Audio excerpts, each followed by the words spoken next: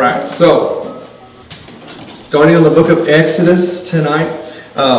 If I look in the Bible and I start in the book of Genesis, I end at the book of Genesis. I end in the last book, the last verse of Genesis. It says, "So Joseph died, being 110 years old, and they embalmed him, and he was put in a coffin in Egypt."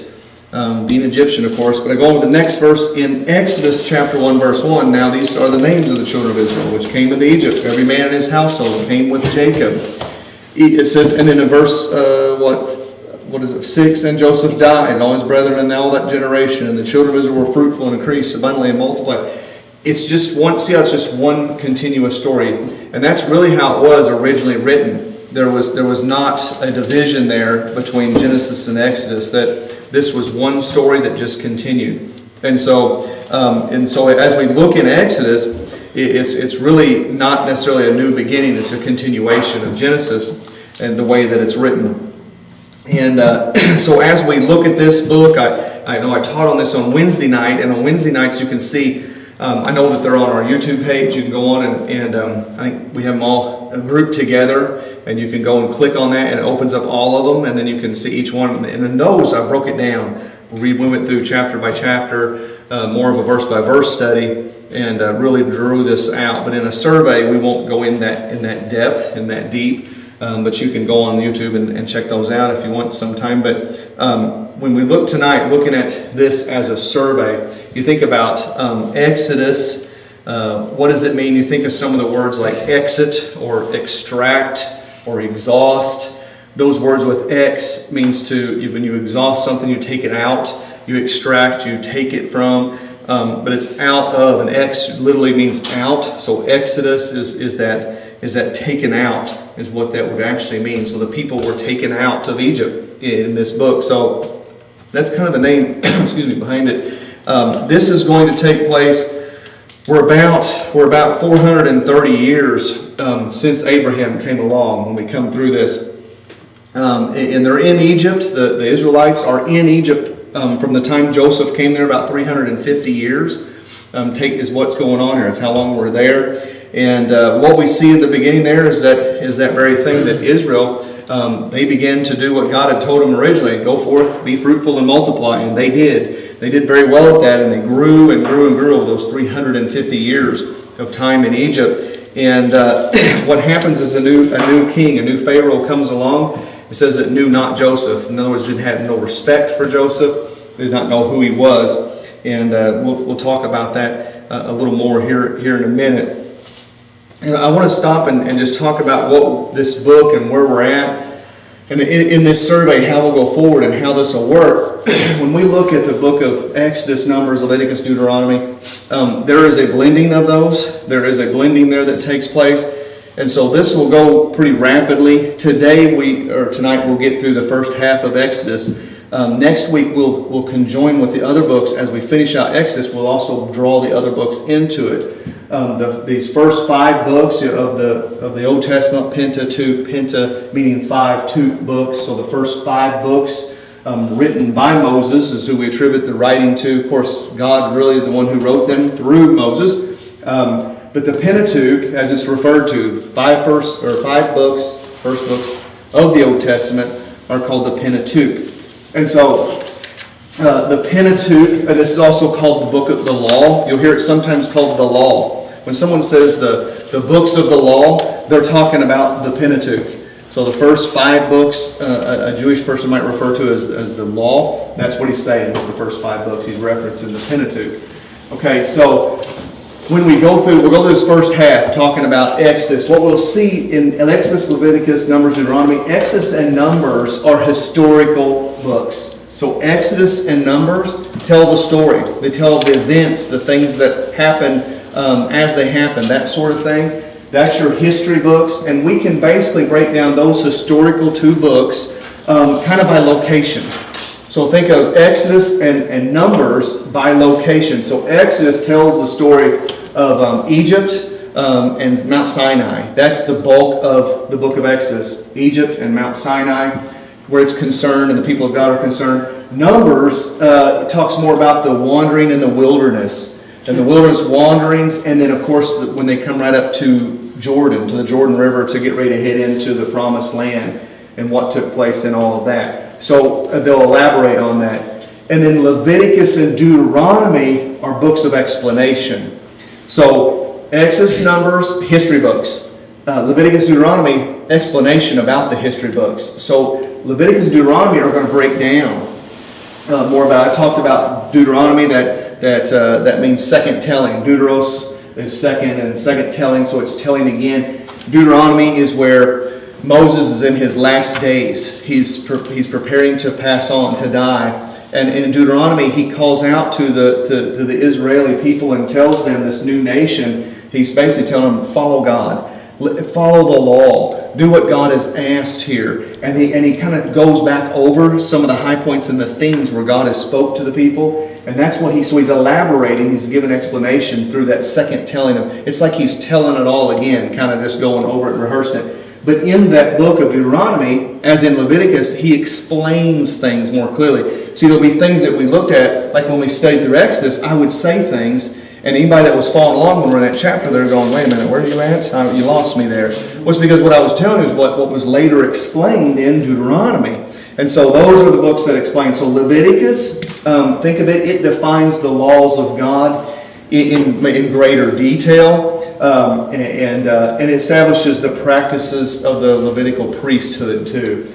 So Leviticus defines that law. That's the place where I'm going to go for those sexual sins. I think of homosexuality, that sort of thing. I'll go to Leviticus chapter 18, verse I think it's 22, something like that. And then I go over to chapter 20, verse 13. Both those verses talk about homosexuality. About 3 verses before that talks about adultery and the sin of that. But though it's going to explain that, it's going to talk about that more because, see, in Exodus we see God's law being given. He says murder is bad, it's wrong. He doesn't tell me what I'm supposed to do if I'm a soldier and God sent me to fight in a war. That God said to Israelites, go destroy these people. Well, is it murder? Well, if you go to and you look at the books of explanation, it's going to further define those things. It's going to define how to live. It defines, and basically he breaks down in the books of explanation, especially in Leviticus, how to live your daily life. How does God expect us to live daily life? By the law. What is he, in these 600 and some laws, what do they mean? How do they apply to my life? And how do I live as a faithful servant of God? And so that's what we see. So there's your division. So Exodus, Numbers, historical books, based on kind of on location, and Leviticus, Deuteronomy, books of explanation. And so we'll go through the first half of Exodus tonight, but then as I go through the second book of Exodus, or the second half, the last part of Exodus, that's at Mount Sinai. And so God has given the law at that point, and then he talks about the tabernacle, and then how to give the sacrifices and that sort of thing. So in order to further do a good study of Exodus toward the end, we have to draw in these other books. And then we'll take just a moment, probably maybe not next week, but we'll get into those books, and they'll be pretty clearly understood after that, and we can just drop through those pretty quickly and move on. But so we should power through these last books here pretty quickly as we get going. Just wanted to give you that thought as we continue. So the book of Exodus, we're going to see. We talked about that scarlet thread that goes throughout the Word of God. There's probably no greater place than you're going to see it than in the book of Exodus. This is a picture of God's plan of redemption for man. I mean, it's a plain picture of the plan of redemption, and we'll see a lot of Jesus foreshadowing in the man Moses. We'll see a lot of, right off the bat, he was rescued from being killed as a baby. Jesus went through that same thing as a child, and we'll see lots of things here, similarities in their life as they move along. The people of Egypt. If we think about the people of Egypt and who they are and what they're about this time. I've got some thoughts here, if I can find where I put it. I have a paper here somewhere talking about the early Egyptian and how we think that they come about. I'll read that here in just a minute. Let's see, I'll find it. But early life in Egypt, a lot of Egypt, just let me say that Egypt depended a lot on the Nile River. And so I've got my trusty little map here. I know it's hard to see from back here. This section over in the pink, it's Egypt there. And up here is Canaan land. But over here in Egypt, if you think about the people of Egypt, down here is Memphis, and so that puts the pyramids over in this area. Cairo is here, Ramses. But up in here area, this is Goshen. So Goshen's up in this area. Now in Egypt, this area up here toward the top is called Lower Egypt, and this is Upper Egypt down here. The thing about this is a north-south map, just like most maps are. What you'll find unique about this is that the Nile River, and I've mentioned this before, I believe, but the Nile River flows south to north. It's kind of like the Kings River in Arkansas. It's one of those unique rivers that doesn't flow north to south as most rivers do. And so the Nile flows out into the Mediterranean. Before it reaches the Mediterranean, you can see on the map, they kind of show it just fingering off in lots of areas. There's lots of lowland marshlands, that sort of thing. As this river, as the Nile comes rushing down, it begins to flood in the early season. And that flooding brings great nutrients and floods and fertility to the land. And makes this whole Goshen area great for farming and for livestock. We know that's the land that was given to Joseph's family, and so that's where the Israelites are living in that part of Egypt. And this is a great place to live for them because they're shepherds and have livestock, and that's their kind of thing. So they've got a great place to live. But we do know that in Egypt, shepherds were the scum of the earth. To be honest with you, they're the lowlifes. If you got somebody in your family that's a shepherd, you don't tell anybody about that person in your family. You're embarrassed that he's a shepherd. But that's what that's what the Israelites were. Originally they were shepherds, and so this was the land they were at. So that gives us kind of an idea about that. I mentioned this in our study. The Egyptians were very into religion, and they had many, many gods. And they had a hierarchy of gods. They had major gods like Ra, the sun god. Pharaoh himself was believed to be a god. And they had all these gods that were big, and they had all these little local gods. And the local gods were the ones that more dealt with their daily life. They had a god for just about everything. And what we'll see is when Moses is used by God to get his people removed from this land, Pharaoh says something to Moses right off the bat. He says, who is this God that you talk about? I don't know him. Why should I let you go to this God I don't know? And that's because he has all these gods, but he don't know that one. He doesn't know the Hebrew God, the one true God. And so God decides, and I said, you think about if you're in the military and you want to take out an enemy, you need to figure out, not necessarily, you need to figure out what their weakness is to get in. But once you get in, you need to know that you can take the big guy. Whatever their main power source is, you got to be able to take that out. So what's their main thing? Well, Egypt's main thing is their religion. They have all these gods, and they're false gods. And so God uses that. That's going to be the avenue He's going to take to remove His people from there. So let me get into who is this and what's going on with all this. So Exodus we done talked about. Oh my goodness, just went crazy there. Exodus, what does it mean? It's going out. So it's an exit. It's what I say, taken out of Egypt. It's the word itself means to remove, to be taken out. So I thought I had a better definition of that written down, or maybe I don't. Going out, the story of the nation of Israel being taken out of Egypt. So who is the author? I went over all this through. Moses is the author. What is the theme? The redemption of God's people. We have some key verses there in Exodus 19, 5 and 6. Just to go through a basic outline of Exodus. Basic outline of Exodus would be that the Exodus from Egypt takes place in the first 18 chapters. That includes the Passover and the crossing of the Red Sea. When they get to Sinai, that's about chapter 19 to 40. They're going to spend a year. At Sinai, and about 9 months actually, from beginning to end. They're going to spend there at Sinai, and that's where they'll be given the law. That's where the golden calf is made. That sort of thing. The tablets are thrown down. But that's Sinai. So from chapter 19 to 40, and the building of the tabernacle. So the law and the building of the tabernacle is the main force there at the end of Exodus. So let's talk about Moses. Who was Moses? And we'll talk about Moses' early life here. A person called to lead the nation of Israel out of Egypt. Moses, and we talk. I pulled this up. Or where do we get Moses' name at? Moshe in Hebrew means drawn out. We know that queen that princess drew him out of the water. That Hebrew name Moshe means drawn out, but then also Maseh is Egyptian name meaning child or son. So somewhere in there we got this name of Moses. Moses had a brother and a sister. Aaron was his older brother, about 3 years older than him, and then he had a sister named Miriam, and Miriam was about 7 to 10 years older than him when he was born.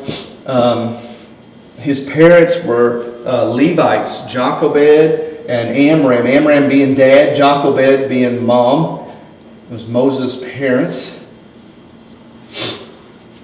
And remember when this all happened, Miriam suggested Jochebed to care for Moses until he went to live as the son of Pharaoh's daughter. He was set in the bulrushes. They kept him for 3 months, and for 3 months he was kept, and we can find that in the book of Hebrews. Really talks about that too. But he was kept for 3 months, hid, and probably couldn't hide him any longer. He was getting loud, crying, that sort of thing, and they were supposed to be killed, and soldiers were supposed to throw him in the Nile River with the crocodiles if they see any male child, because they had grown so big that this Pharaoh had decided that they need to be exterminated, need to be done away with, at least cut down in population, this free slave labor. Here's what I got for you. I wanted to read this to you. Now, there are different views on this because we truly just do not know who was in charge at the time and how this took place. I like the story of, I don't know if it's the Benowitz or who exactly the people were, but there was a people group, and you can see this on secular history they talk about. There was a group of nomadic warriors that lived up here in Canaan somewhere, so in Canaanites, that traveled down to Egypt and conquered Egypt at one time. And this would have been before Joseph ever came. Egypt had been conquered by this nomadic tribe that really came out of Canaan land. And we know that we look back in history, there were pharaohs that refer to themselves as kings. And this nomadic tribe might have been more partial to somebody coming out of Canaan since their family history was from that area. But this nomadic tribe had taken over. They defeated the people of Egypt. And once they conquered them, they enabled them. They let them live, kind of like we see done with Muhammad through the history of the Islamic nation, how they would come in and conquer a city, and they would defeat their army, and then they would say, okay, you pledge yourself to our God, to Allah, and we'll let you live, and you can continue to live here, and they'll keep the city. They get more warriors, they get more people inducted, and once they get that functional, they move on to the next city and conquer it. Well, this is what we see happen with this nomadic tribe. They settle there and appoint themselves as king. What in our history tells us is eventually there came a day, the people of Egypt always knew that they had been conquered by this nomadic tribe and weren't pleased about this. And there came a day when the people of Egypt rose up against those and defeated them and set their own people back in place again as Pharaoh and leader. And we wonder if that isn't what's occurred when at some point after Joseph came, that when it says there was a new Pharaoh that came into power here that knew not Joseph. So this new, whether it was a generation, a change, or what it was, he knew not Joseph or had no respect for him. Maybe if it was a true Egyptian that had risen to power again after this civil war, whatever you want to call it, took place, this coup. But I do have a story here, and people use different names because we truly just do not know where this fits in history. But I do like this one. Pharaoh's daughter might have been Hatshepsut. And Hatshepsut, and this is confusing, I know, but I just wanted to throw it out there. Maybe you can glean something from this. It said Hatshepsut was the only living child of Thutmose I. So, and I know it's confusing. Hatshepsut was the only living child of Thutmose I. This is who we believe might have drawn Moses out of the water. Hatshepsut, the only living child of Thutmose I, by his official wife. Because she was not male, she could not directly accede to the throne. So it says Thutmose I did have a son by a lesser wife, and he married Hatshepsut. And that made her have a legal right to be a queen then at that time, or she did take over at the time. So he took the name Thutmose II, the one she married, right, took the name Thutmose II. But he was a weak man and a weak ruler. And Hatshepsut and Thutmose II only had one daughter, Neferuri. Once again, there was no son. Nepheri, like her mother, was a strong woman. She married Thutmose III, her father's half-brother. When Thutmose II died, and young Thutmose III was about 10 years old, Hatshepsut took over the throne. Okay, so Hatshepsut couldn't be the queen. She was a princess, and she might have found Moses, took him in at some point during this. She had married this other son of the Pharaoh from another woman, and he took Dad's name, called himself number 2, but he was weak and he was not a powerful leader. And they had a daughter together, but they did have a son, and he called himself Thutmose III. So think of this 10-year-old little boy, and probably somewhere is Moses, possibly around the same age as this young boy that she had. Her husband was weak, not a strong leader, and he died. And when he died, she had a little boy here that should have risen to power. He should be considered the Pharaoh, but instead she took the reins. And she ruled for 22 years, and she was a powerful leader and loved by the people. Now, if this all works out like it is, can you imagine she was the one, as princess, drew Moses out of the water. Now she's in charge. And she's got little Pharaoh here, so Thutmose III, 10 years old, and then Moses is in there somewhere. And some people even thought maybe she might have been gleaning or preparing, for Moses to even be Pharaoh. But it says that after her death, when she died, then this Thutmose III was finally old enough, and he would have been ready to take the throne. And we know that it wasn't until Moses was 40 that he had to flee. We guess that he had it said that he loved his people. So he had come to the point where he realized who he was. He knew he was Hebrew, but Thutmose III would have realized he was Hebrew too. Growing up with him, if Thutmose III was going to take power and become Pharaoh, Moses is somebody that's in his way. And so when this was found out that Moses killed that soldier, remember, and buried him in the sand, that when that happened, Thutmose, if he was the guy that was going to be Pharaoh, this would have been a perfect opportunity to get rid of Moses once and for all. And maybe this is why Moses fled. But we do know that's why Moses fled, flat out, was because he killed this soldier. And, he was trying to show love for his people. He showed it in the wrong way. But he saw one of his own being beaten or taken advantage of, and he killed this soldier. And people found out about it, and he had to flee. And he was 40 years old when he fled. And here's a good way to look at Moses' life. You can think of him in 40s. So he was 40 years old when he fled. He had to flee and fled into the wilderness. And he was in the wilderness for 40 years until God called him out of the burning bush and sent him back. And then he got the people, and they had this exodus into the wilderness. For 40 years he lived again, so until he died. So 40 years he fled to Midian. After he was 80 years old, he went back to Israel and got his people, went into the wilderness, and was with them until 40 years later that he died. So you can think of his lifespan in those great 40s. Great big things happened every 40 years for Moses. But that's just a little bit about just thinking about the history, and I just had that one little thing there. And you'll read something else on this, and they'll give a whole other name to the queen and what speculation is, because we just truly don't know for sure. And the Bible doesn't reveal it to us. But I just thought that was interesting, so I wanted to share that with you on what it could have been. So anyways, so this is what happens. So Moses flees and goes into the wilderness. And as he goes into the wilderness, he flees into Midian, the land of Midian. Remember me talking about Abraham married another woman after Sarah died. He married Keturah. Keturah had 6 sons. One of them was Midian. And so Midian would have been a guy that was from this land. Abraham was his father. And so he when we see Moses flee into the wilderness, he meets up with a guy named Jethro. Meets up with his daughters first, kind of like the whole story we heard around the well with his daughters. And meets them and ends up with Jethro, and Jethro ends up becoming his father-in-law. Marries one of his daughters named Zipporah, and they have a couple of kids together.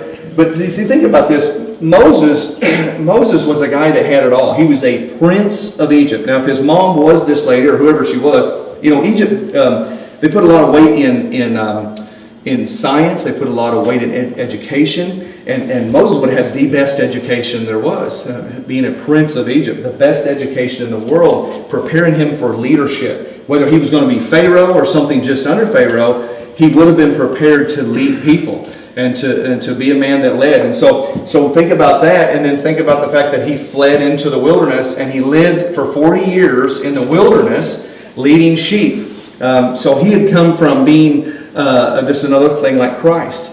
He went from great wealth and royalty, just as Christ went from, I said he bankrupted heaven the day that he stepped out of heaven and put on flesh and came to this earth. He became a suffering servant, a selfless servant. Moses left royalty and wealth and went into the wilderness and became the lowest of the low by becoming a shepherd. That's another similarity to Jesus there, and very interesting. But anyways, in Midian, meets with Zipporah. They become married, has 2 kids, lives for 40 years. And here again is another education. You see God preparing Moses because he got this great education growing up, an education of men, and then now he's in the wilderness learning how to tend sheep and how to take and go from one place to the next. In the wilderness, it's a great journey. We talked about that when we talked about Joseph. He has to learn how to find water for the sheep, how to find food, and all those sort of things that he's going to do, because see, he is actually called down and around in here. He's actually called around Mount Sinai. Mount Sinai, Mount Horeb, same place. Same. I know it sounds confusing. That's the same place. You see Horeb, you see Sinai. It's talking about the same place.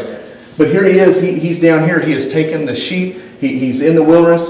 And on that very mountain, he sees a bush burning that does not consumed. And God speaks to him out of that burning bush and tells him, I've heard the cry of my people in Egypt. And I want you to go back. I'm going to answer their call. You're going to be the one to lead them out of there. And we know that there's several excuses thrown out there. Moses says he can't do it and has all these excuses. God gives him about 7 I am statements that lets him know I'm going to take care of you. And gives him about 7 promises letting him know that he'll be taken care of. He'll put the words in his mouth. Ends up saying he'll give him his brother Aaron. They'll meet up, all that. You guys know the story. But it is interesting. He said, you're going to bring him back to right here. That Sinai is where the burning bush was at. And so Moses goes back. He's given those talents to he gets those little miracles that he's given as far as with the staff that will turn to a serpent. He's given the withering hand to show the Israelites that he is from God, and we know that he goes back to do this very thing. And so he goes back, and we know that he's challenged, of course, by Pharaoh, and he says, "Who is this God?" And it's on after that. But I threw this up at the Great Pyramid. This always is up here is just it's kind of neat interesting to point out. Those were there before Joseph went to Egypt, and the Israelites did not build them. So a lot of people think that those pyramids were built by the Israelites. They were not. They built cities. So they were building down here in Ramses and places like that, Memphis. They didn't. They built cities. They were city builders. They did not build those pyramids. We do not know. We'll know in heaven one day who built them and why they're there. But those were there when Joseph went down there. So just want to throw it up as an interesting fact. 3 periods in Moses' life. Here I am. I didn't say this. So the 40 years as Pharaoh's son. Rescued as a child, raised, educated in Pharaoh's court. 40 years in Midian, met Zipporah, had 2 sons. Jethro, Jethro was called a priest of Midian. He would have been trained. He was Abraham's son. So when we hear Moses go out there, he would have had somebody that could really explain to him his heritage, who the Hebrew nation is, what's their heritage, what's their past, and isn't it interesting that God led him to a man who would have known this, who was actually an offspring of along down the line there, but he was an offspring of Abraham. And then, of course, the last 40 years was in the wilderness of his life, and very interesting. So I want to look at this just a little bit. It's kind of the contest that takes place. We see that when the plagues come, when this whole issue comes, Moses goes in and tries to talk to Pharaoh and asks for his people to be released and let them go and worship. And of course, Pharaoh challenges him and says, why are you even staying here? You're causing the slaves to stop laboring. And that's where he says, okay, they use the straw to make bricks to build with. And he says, we're not bringing them straw anymore. You tell them to figure out how to get their own straw, and their work's not going to be cut down. Their workload's going to stay the same, but now they're going to get their own straw. So the Israelite people are saying, oh, you brought even more suffering to us. Why did you do this? And they doubt him. They doubt God right off the bat. And Moses goes to God and asks him what to do. And we know that the answer is the plagues. God is going to challenge, He's going to challenge the people of Egypt on the thing that they hold so much weight in, which is their gods. And we know the first thing that's done, we go through the 10 plagues, and like I said in that study on YouTube, I go through these and break them down much more. But the plagues take place over a 9-month period. So need to keep that in mind. The plagues don't just happen and then boom, the next day this happens. I know when we watch Charlton Heston, it looks like they happen and the next day the next one happens. That's not how it worked. It was a 9-month period passed over all the plagues taking place.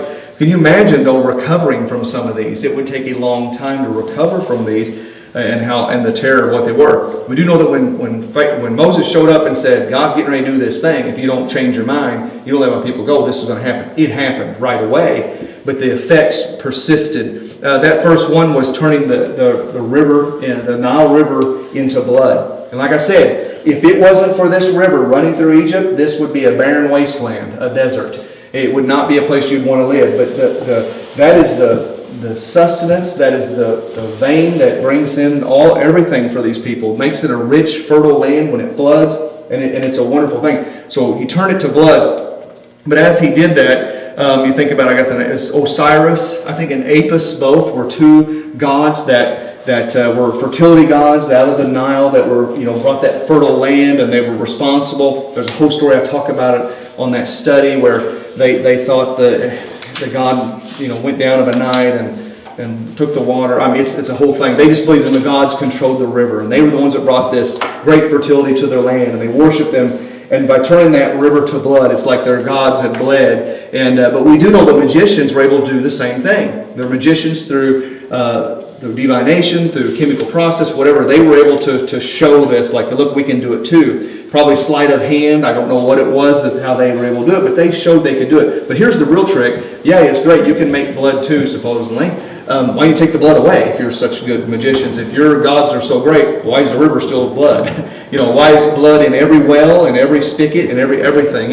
Nothing would work. And so, basically Pharaoh says, hey, take this away. Moses asked God to remove it, and it's removed. It's showing the power. The next one was the frogs. And the frogs, that would be Hequet. That's the goddess of birth, the goddess of fertility. She had the body of a woman and the head of a frog. And this was in her face. So they couldn't kill frogs in Egypt. And frogs came up out of the Nile, and they were literally, according to the Bible, everywhere. They says they were literally in their food. So if you're trying to make bread, there's a frog jumping in it. They were everywhere. So why didn't they just kill the frogs? They couldn't kill the frogs. That was represented one of their gods. You know how they were also with cattle, like Indian people are today. They worship, Hindus worship the cow, can't kill a cow. They were like that with cows too, and frogs. And so this was kind of in her face. When they did that, to remove them, God just killed them all. And they said the stench in the land was horrific. Where this was flies in the face of this goddess that they worshipped, Hequet. The third one was lice, and it's not lice like we think of lice. It was like bull gnats. I don't know if you've ever had bull gnats here. We had bull gnats when we had a real heavy rain season in Indiana one time, or actually a couple times, but almost 2 years back to back. And it would look like clouds on the cornfields, just clouds, like fog in the morning, and it was gnats. And they would bite you and leave a really bad sore on some people, and it was awful. And that's what when we think of lice, it was like the dust of the ground rose up, and it was gnats. And that is what they look like. Those little clouds you see hovering out there, kind of spin, look like little white clouds. Well, these things were, can you imagine, they like to get in your eyes, how they like to get in your eyes, and they're just gazillions of these things everywhere. How horrible that would have been. They had a god of earth, I think it was Seb or Seth or something like that. That was flew in his face. Why? And here's the thing: the magicians could not match this one. They couldn't do this. They couldn't make that one happen. They didn't stop trying after this. Later on, we're going to have the plague of boils, and the magicians had boils all over them when they were trying to do it themselves. But they weren't able to do this one. And but they did keep trying to do to mirror God's plagues here. The fourth one was flies, and these flies were everywhere, and how bad that would have been. But I will say this: on the fourth one is the unique one. On the fourth one is where God said, "I'm going to put a division, Pharaoh, between my people and yours, just to prove to you once again who I am." And so we know that when the flies hit, they didn't hit Goshen. So there was no flies. The Israeli people didn't have to use off, didn't have to use peppermint leaves. They had no flies. But the people down here in the rest of Egypt are covered up with flies. God is just showing them. He's proven to them again who He is. If you can't figure this out already, He's showing who He is. So the plague number 5 was the livestock disease. And their livestock died, and that was awful. I'm sure Egypt was they prized, like I said, the bull as a sacred animal. And now their animals are dying. And the 6th one was the boils. The 6th plague was the boils. Every time Pharaoh says it, he hardened his heart. Now the first few times God had told Moses Pharaoh's going to harden his heart. He said, I'm going to harden his heart. But the thing is, we see is Pharaoh hardened his own heart. The majority of the time here, the first 4 or 5 times, it says he hardened his heart. Eventually, God just said, okay, if that's the way you're going to be, and God hardens his heart. He just sends him over to that. And we see that in Romans 1, where people harden their heart, and eventually to a certain sin or something, we're just so bullish, so prideful, is what we see in Pharaoh. They kept hardening his heart to it. And finally, it comes a point when people keep playing with sin, keep relishing in sin, and God keeps reaching down His hand to them. And eventually, God will say, okay, then there it is. You have at it. And that's what we kind of see happening here with Pharaoh. After the boils, was hail with fire in it. That was not good. That would be horrible. Hail with fire in it, and what that would have destroyed. It talks about that destroying the land, the crops, everything. But what we do see is after that, they're still green. Everything's broken down, but there's greenery there. Then God sends a plague of locusts. And after the locusts get done chewing everything up, they nothing left. Now see, that's not something that would just happen overnight. This is where we're at a 9-month period, but those locusts swarms across the land and just consumes every green crop, anything that's left. And then in plague 9 was darkness. And that really led up to the big guy. That's Ra himself, the sun god. That's the main god. And there was a plague of darkness for 3 days, so thick that you could taste it the way the Bible talks. And for 3 days, they weren't able to do anything. There was one thoroughfare in Ramses, the city of Ramses, that they talk about. I guess most of their major cities had it, but there was a thoroughfare down the main drag, and basically every little shop, every door on both sides of the street was nothing but to represent the different gods. And so, people had to go tend to the sacrifices, the rituals, the tribute, all of these little gods they had in there. Well, for 3 days, they weren't able to do nothing. It says they weren't able to leave their homes. They weren't able to do anything. It was literally as dark as being in a cave. This darkness that the Bible says you could feel the darkness. And so for 3 days, they weren't able to go tend to their gods. And so that flew in the face of Ra, their biggest god, the sun god. Where was he? The other god would be Pharaoh himself. And Pharaoh passes on the lineage to the firstborn.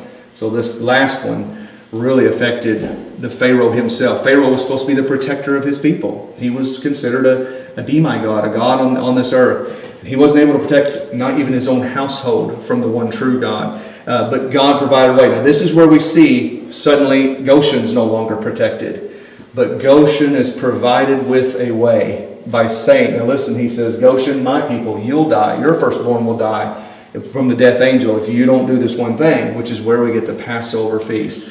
If you'll put the blood of the spotless lamb on your doorpost and your lintel, the death angel will pass over you. And they were supposed to eat the meal. This is the number one known celebrated feast in all of Israel, even to this day. The people of Israel identify themselves with the Passover. And what an awesome thing it is. And how much we see Jesus Christ in the Passover feast and the Passover event. It's just unbelievable how much we see Jesus in that, preparing a foreshadow of Jesus to come. So, I'm not doing this, am I? So there's the Passover. First Passover. Okay, 10th plague in Egypt. Death angel passed over all the homes where the blood of the lamb was applied to the door frame. Passover is a huge deal in Egypt. We know that God, after the Passover, this is finally when Pharaoh has the wind knocked out of him completely. We know that any of the livestock, their favorite dog, if it was the firstborn puppy, it died. Every animal, every firstborn son died in the land of Egypt. Pharaoh lets them go, and you know the story as they leave. Now here's the thing I want you to keep in mind. I always say 1.5, That's being very, very on the low end of this. Most people say that there was 2 to 3 million Israelites that left. This is the nation. Now, listen, 350 years they've been living here in Goshen. 350 years have passed, and they have been going forth and multiplying very well. And there's also proselytes with them, Egyptian proselytes, which is Egyptians that say, your God is the true God. They got witness to it, and they're like, oh my goodness. And so they have circumcised themselves, come into the family, married, whatever it might have been. But we know this, when they left, they counted them, and they said there's 600,000 fighting men of fighting age with the people that leave. So if you think about that, that is age 20 to age 40. So that's what's considered your fighting man. So we know there's 600,000 men from the age of 20 to 40. So how many old men were there? And how many young men were there? And how many wives were there? And young daughters? And those proselyte Egyptians. So most estimates, if you think about it, there's 600,000 fighting men and their wives and children. Most people say it was more like 2 million to 3 million. I always say 1.5 million just because, that's on the low end. But it probably is more like 2 million at least that left. Can you imagine that? That's how many people left Egypt when they left. What an undertaking. But look at the guy that's leading them. He'd been trained how to be a leader for 40 years, brought up in the best schools, then taken into the wilderness where we're heading with these 2 million people on knowing how to live and survive in the wilderness. Of course, also with God leading them as He led them out. And by the day, He led them out with that whirlwind. It looked like whirlwind by day. And then the light by night, the fire and the whirlwind by night. He led them, showed them exactly where He wanted to go. And then we all know the story. Pharaoh reconsiders this, gets really upset and angry, and takes off after this massive group of people that made this exodus from Egypt. And actually, as he chases them, we'll see here on the map, they left around Ramses here, and they come over and they come down, they cross the Red Sea. And when they cross the Red Sea, I don't have to elaborate, that's where they're a slow-moving group. Pharaoh's on chariots and horses. They meet up with them there, but God holds them back with that whirlwind and won't let them through until His people have all safely crossed the Red Sea. And after Pharaoh comes across, the Lord lets the waters come back and kills them, kills his elite army, and Pharaoh himself dies. But then what's going to happen from here is our people then go down. We're heading down here to Mount Sinai is where we're going. And along the way, Caden, you can go do that thing. But along the way, as they're leaving here, they run 3 days. They go 3 days, and there's no water. And they come to a place. Finally, they're thirsting to death. They get to this place, and there's no water. And we know that there the water was considered bitter. Something's wrong with it. God has Moses take that stick and throw it in the water, and it turns the water sweet. It purifies the water, so they're able to drink. God's showing His provision. God's got to teach these. They're slaves. These are people that have been slaves their entire lives. They have been slaves. They grew up this way. They don't know anything else. This is not a nation. God is going to form them He's going to build them, show them the rules, the laws, the way to live. He's going to make them His people that He's chosen to represent Him. And through this is the path redemption is going to come. Jesus is going to come through these people. So anyways, 3 days they're walking here without water. They get water, but they need to move on. They need to keep moving through this wilderness. They go on a little bit further, and we know they started complaining. But it would have been a scary thing. I mean, you can imagine how scary it would have been to do this. But we go a little bit further and we run out of food, right? There's nothing to eat. What are we going to eat? And this is where we get, did I put this up here? This is where we get, the manna is provided. I put it up there. No, it is. Okay, so that's not it. But anyways, I'm pretty sure I got a slide on manna. But manna, God provides for His people. They're hungry. We need something to eat, and God gives them this thing called manna. And what it is in the morning, they wake up, there's this white biscuit-looking thing on the ground, this disc of something. But Moses told them God's going to provide for us. They find this little white substance on the grass in the morning. It comes with the dew in the morning, and they're to go out and collect it in the morning. And they could make it to use to eat some sort of, they made bread out of it, it sounds like. But what they would do is they would take that and they would make this bread or make this, everybody got a portion, everybody got an equal portion to their family. You couldn't gather no more than you were supposed to. Gather just enough for your family, and you're to eat it that day. And any that you tried to keep, the Bible says if they tried to keep extra or put some back in a jar, it would rot and have worms in it usually. So it would go bad overnight. So what God was teaching them is, you can depend on me. I'm your provision, depend on me. And he said on the day before Sabbath, though, you can pick up 2 portions. And miraculously, it didn't spoil overnight. And you had food in the crock pot for Sunday, so you didn't have to go out to eat. And so this is just the way God did it. And it's so neat. So what is manna? We don't know, and neither did they, because they said it was, what is it? Okay, that was it for me. They called it, what is it? The name manna means, what is it? And so the Bible says it tasted like honey and coriander seed. They said it just tasted fantastic. Then they started complaining about something else. This is the one I wanted to show you tonight. This next thing, they said, we don't have any meat. We're surviving on this. This stuff's great, but we don't have any meat. And God provided something there too, which was quail. He provided them with quail. And a quail to eat in the evening. The manna would come in the morning, this quail. And when I'm from around this area where we have bobwhite quail, and it's always been a mystery to me, how in the world, can you imagine trying to catch a bobwhite quail? Them things go flush on a dime, they fly 100 miles an hour. And are you kidding me? But then I learned about this quail called a Coturnix quail. They call them the Pharaoh quail, Coturnix pharaohs. And Coturnix pharaoh quail are, even in the wild, they're from this area. They're up in the Canaan land around Jerusalem. They're all in this area. It's where that breed is from. They're eastern quail. They're very calm, very docile, and you can walk nearly right up on them. And it said they're nearly tame in the wild. And I'm just betting that's the quail that God provided. And I have one for you to pet and see if you can. Yeah, you better get it. Yeah. That's a female there, looks like. Yeah. But yeah, they're neat. But it's so cool. God provided. They're still there. I mean, and you can walk right up to them.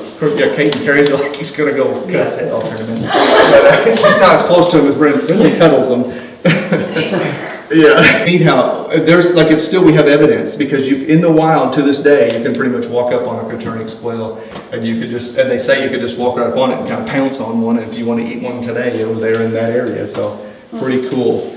But and it's neat. So we think about the fact they made it, then they walked the rest of the way, and God's provided. Now He will continue to provide this manna until even through the 40 years of wandering. After they get to Kadesh Barnea, they get up here and they look over at Canaan land, and they send the spies over at the end. We'll go through that next time. But even after that, He sends them to wander in the wilderness. He still provides for them every day the manna for that 40 years. And after that 40 years of wandering, they'll go into Canaan, and finally the manna will end there.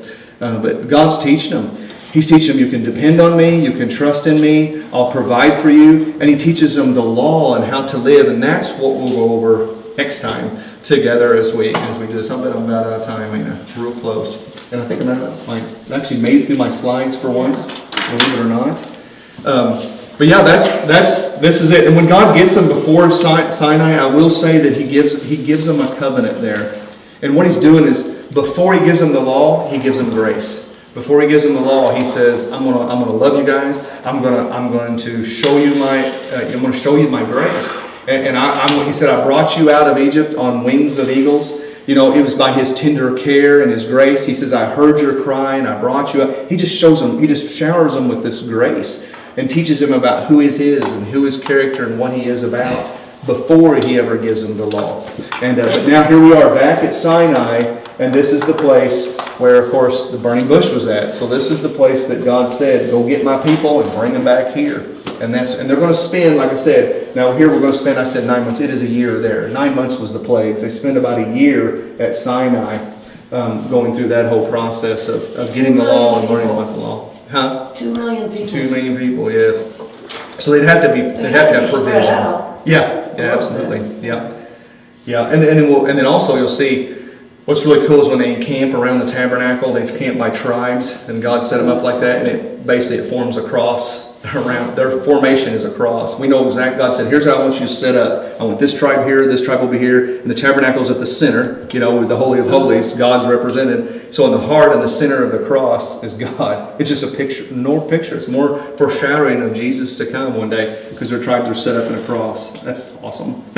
But yeah, so next time we'll take off there. But see, when we take off from Sinai, it's the law and it's the tabernacle. And that's where I've got to bring in the books of explanation that defines the laws in greater detail and talks about the ins and outs of what happened. because God gives out these 600 laws, and you can't just throw them out there. You got to tell me what that means. How do I do this? But very interesting, very interesting. As we go forward, we'll be able to encompass all the rest of these books, and we'll finish up the Pentateuch very, very soon, very quickly here. So that's what we got tonight. Halfway through Exodus there.